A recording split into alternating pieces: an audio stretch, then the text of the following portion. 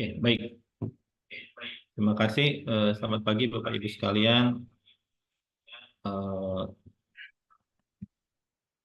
saya langsung aja masuk ke materi pasal PPH pasal 1 untuk khususnya ya profesi dokter.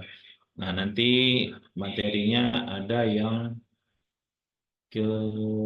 khusus untuk dokter saja, ada yang pegawai misalnya administrasi, atau juga bisa jadi dokter yang menjabat juga sebagai misalnya direktur atau wakil direktur rumah sakit.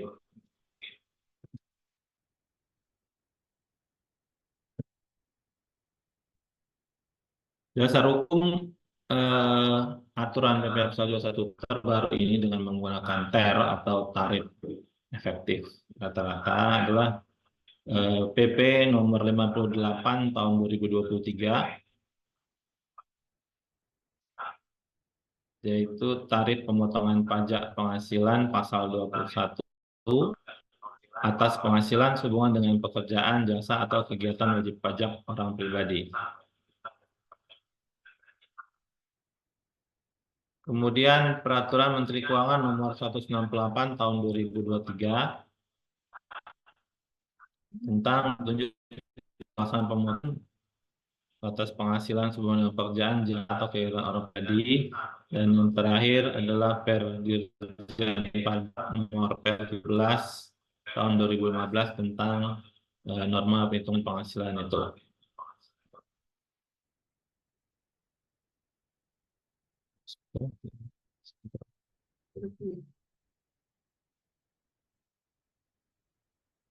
Oke, latar belakang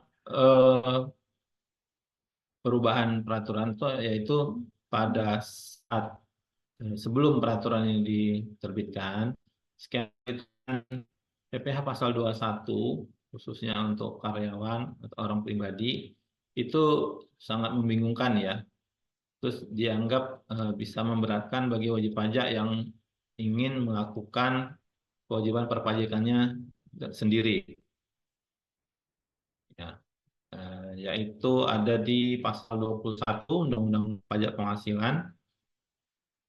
Tarif pemotongannya adalah tarif pajak dalam pasal 17 huruf A kecuali ditetapkan lain dari peraturan pemerintah. Nah, ini pasal 17 ini pasal yang dengan tarif yang berlapis. Ada dimulai dengan tarif 5%, kemudian 15%, 25, 30, dan sampai 35%.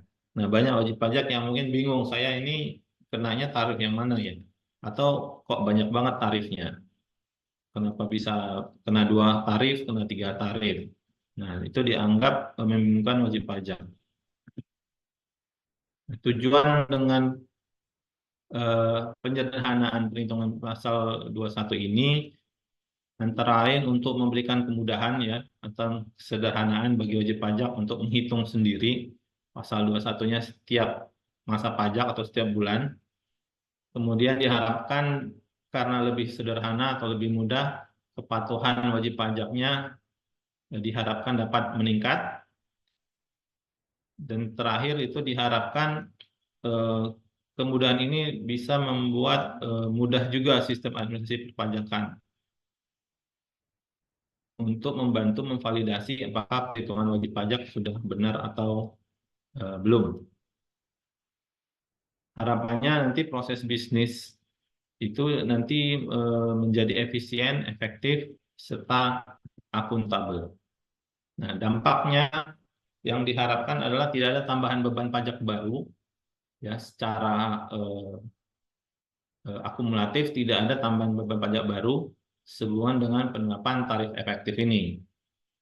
Nah, penerapan tarif efektif setiap bulan bagi tetap hanya digunakan untuk melakukan perhitungan pasal 21 atau pasal 21 untuk masa pajak selain masa pajak terakhir atau masa pajak Desember. Sedangkan perhitungan PPh pasal 2 tahun yang setahun itu tetap dengan tarif pasal 21. Jadi sama seperti tahun lalu untuk perhitungan pasal 21 yang per tahun ya, Pak Ibu. Nah, ini tadi saya singgung sedikit tentang tarif pasal pasal 21 di Undang-Undang Pajak Penghasilan, yaitu ada 5% untuk lapisan penghasilan kena pajak sampai dengan 60 juta, kemudian dari di atas 60 juta sampai 250 juta itu terkena lapis kedua 15%, di atas 250 juta sampai 500 juta terkena tarif 25%, di atas 500 juta sampai 5 miliar terkena 3%, dan yang terakhir di atas 5 miliar terkena 35%.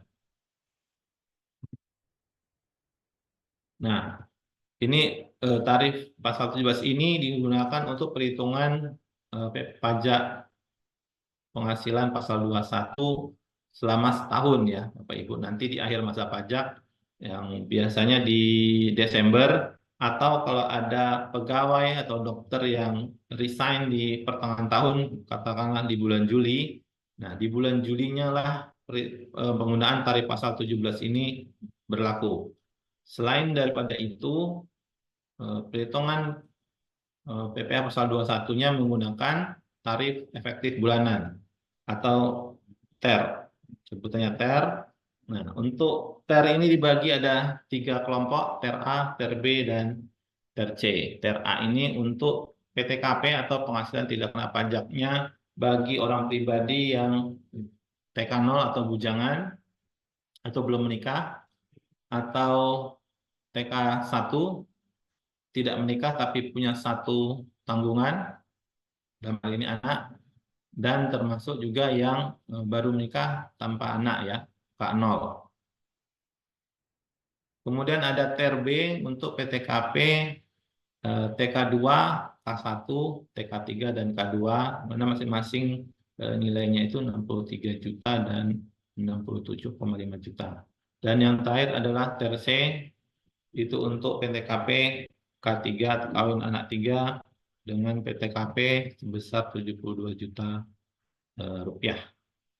Nah, untuk pegawai harian yang dibayar secara harian, tarif efektifnya kalau kurang dari 450.000 per hari itu 0% tarif ternya. Kalau di atas 450.000 sampai 2,5 juta, tarifnya 0,5%. Oke, ini adalah tabel kira-kira TER A itu dari lapisan penghasilan bruto dimulai yang paling kecil sampai dengan 5.400.000, itu contohnya TER-nya 0%. Jadi kalau ada pegawai rumah sakit Elizabeth yang penghasilan sebulannya di bawah atau sampai dengan 5.400.000, maka yang tidak dipotong pajak ya. Nah, sampai nanti yang paling tinggi itu adalah penghasilan lebih dari 1.400.000.000, itu di TER-nya tarifnya adalah 34%. Ini ada TER B juga dengan tabelnya sendiri.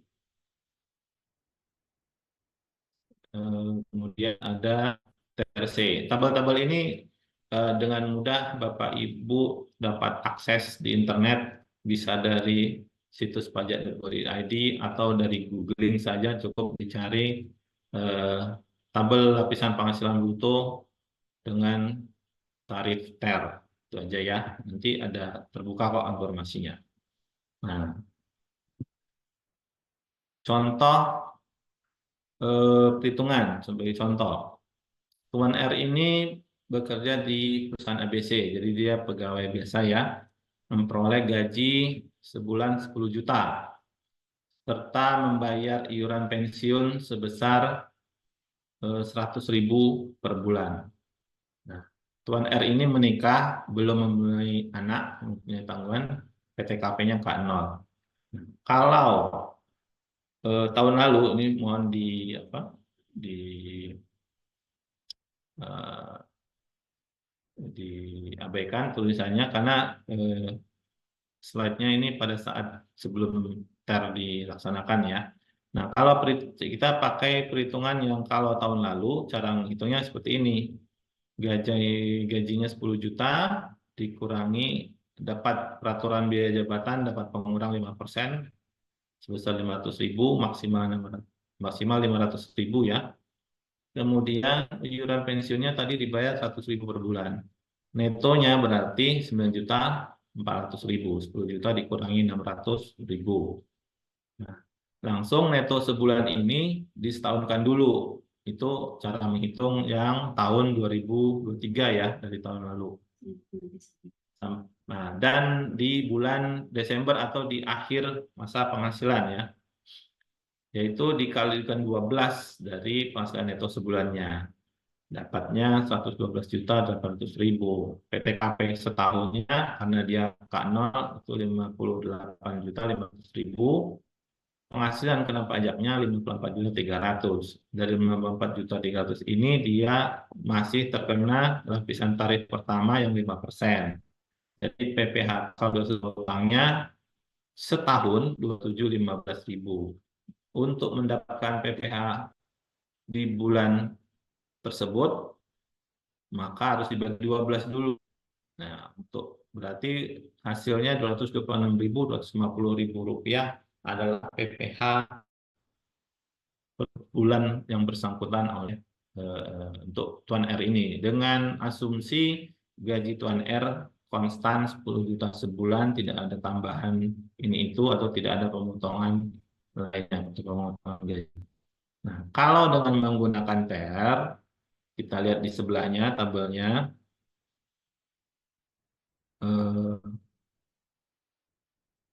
tarif efektifnya 2%.